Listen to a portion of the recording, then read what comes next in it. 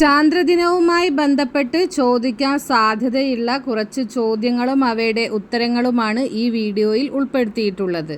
ചന്ദ്രനിൽ ദൃശ്യമാകുന്ന ആകാശത്തിൻ്റെ നിറം എന്ത്? ഉത്തരം കറുപ്പ്. ഇന്ത്യ വിക്ഷേപിച്ച ആദ്യ കൃത്രിമ ഉപഗ്രഹം ഏത്? ഉത്തരം ആര്യഭട്ട. രോഹിണി ഉപഗ്രഹം എവിടെ നിന്നാണ് ഇന്ത്യ വിക്ഷേപിച്ചത്? ഉത്തരം ശ്രീഹരിക്കോട്ട.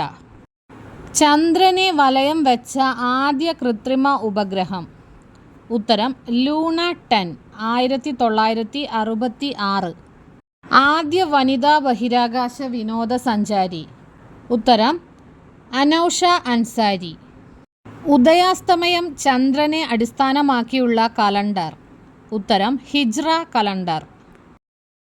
ചന്ദ്രനെ കുറിച്ചുള്ള പഠനം?